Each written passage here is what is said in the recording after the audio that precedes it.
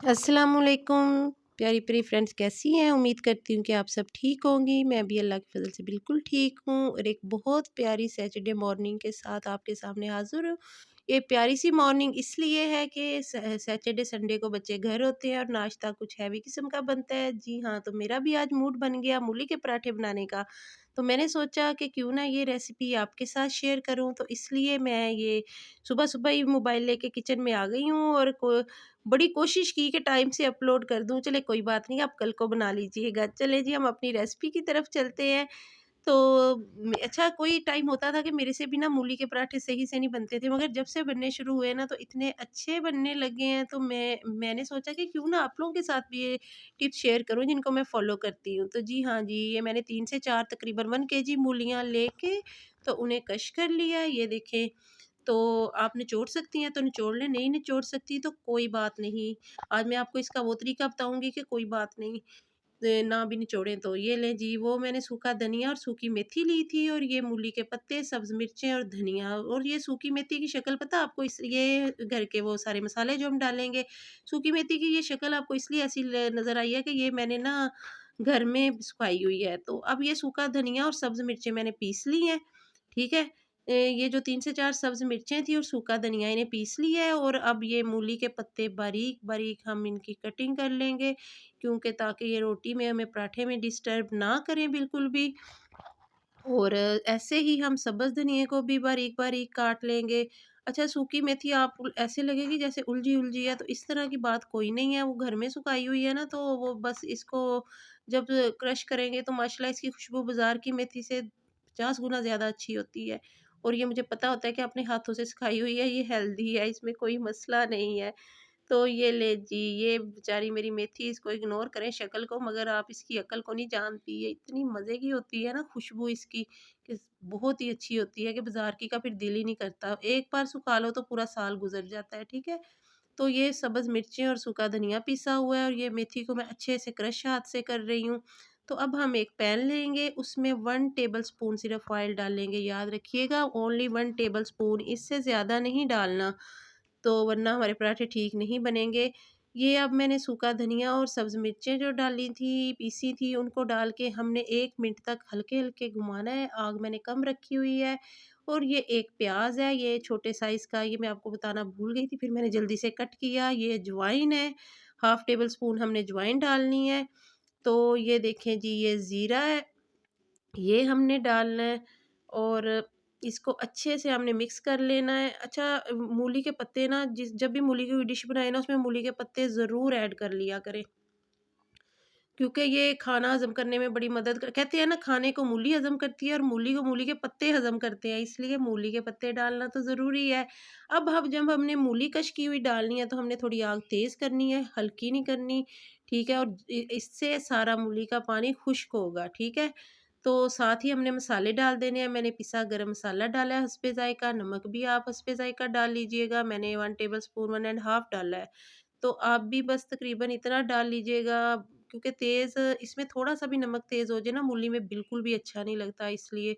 तो ये हल्दी है, हल्दी भी आपको पता है एक हेल्दी चीज़ है, और आप ये जितनी भी डाल लें, मैंने हाफ़ टेबल स्पून डाली है, तो आप भी उतनी डाल लें। और इसके बाद तेज़ आग करके हमने इसको 2 मिनट तक भूनना है, इससे ज़्यादा नहीं, तेज़ आग करके। मैं फिर बार-बार रिपीट कर रही हूँ, हल्की आग नहीं करनी, हमने सिर्फ़ पानी खुश्क करना है, मूली की शक्ल बरकरार रहनी चाहिए। तो ये हमने अच्छे से जब कर लेना है ना, तो ये जो क्रश की हुई मेथी थी ना, अब ये डालनी है। तो उसके साथ ही मूली के पत्ते और सब्ज़ धनिया डालना है। अच्छा, ये हमारी सोच से भी ज़्यादा मूली के पत्तों का ना पराठों में टेस्ट अच्छा लगता है। और ये शक्ल तो अपनी जगह, मगर ना टेस्ट इतना अच्छा लगता है ना इसका, खुशबू सी आती है जब धनिया, मेथी और मूली के पत्ते आपस में मिलते हैं ना, तो कोई अजब सा ही ना ये टेस्ट ये करते हैं। तो ये ले जी, अब ये हो गया है हमारा, मैंने तकरीबन, तेज़ आग आपको नज़र आ रही है, मैंने कोशिश की है आपको दिखाने की। तो अब हम इसको किसी प्लेटर में निकालेंगे, अगर तो रूम टेम्परेचर में रखेंगे तो बड़ा टाइम लग जाएगा, 10-15 मिनट लग जाएंगे, तो मैंने फ्रीज़र में 3 मिनट के लिए सिर्फ रखा, 3 से 4 मिनट के लिए, और ये ठंडा हो गया। इसको ठंडा करना ज़रूरी है, गर्म बिल्कुल नहीं बनाना, वरना पराठा टूट जाएगा।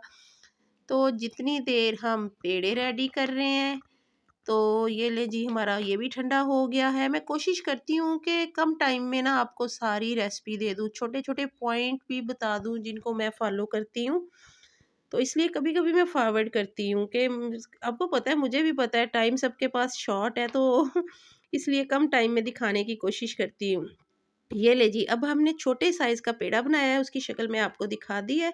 और एक रोटी रोटी को ना हमने तकरीबन हाफ़ या क्वार्टर बेल लेना है, ठीक है? आप जितनी ज़्यादा बेलेंगे पराठा उतना अच्छा बनेगा। और ऐसे ही एक रोटी बेल के बीच में स्टफिंग करेंगे और इसको हाथ से हल्का-हल्का प्रेस करेंगे और इसको फिर बेलेंगे। आप बिल्कुल परेशान ना होइएगा जी, ये जो तरीका है इससे कुछ भी नहीं होगा, ना ये डर है कि भई मूलियाँ पानी छोड़ देंगी, नमक डाल दिया है, ये नहीं है, सवाल ही पैदा नहीं होता। आप 3 दिन भी रखी रखें फ्रिज में, ये पानी नहीं छोड़ेंगी, ठीक है? तो ये ले जी, तवे को हल्का-सा ग्रीस किया और प्यारा-प्यारा सा मूली का पराठा उसके ऊपर डाल दिया।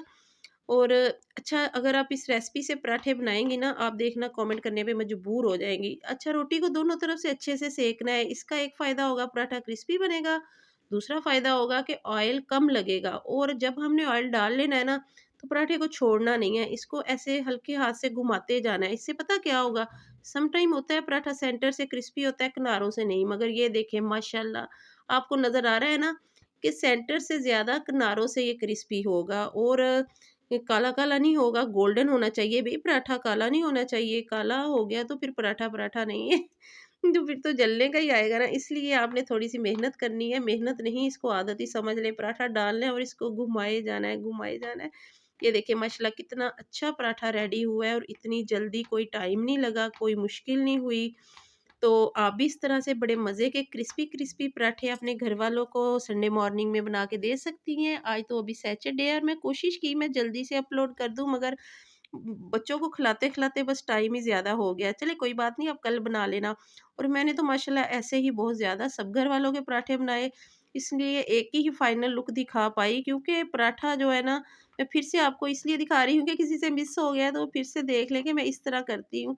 बस हल्का-सा थपथपाना है और हल्का हाथ से बेलन करके तो बस हमने डाल देना है। अच्छा, तवे को ग्रीस लाइट सा ज़रूर कर लेना, ऑयल हल्का-सा ना, ताकि ये चिपके ना।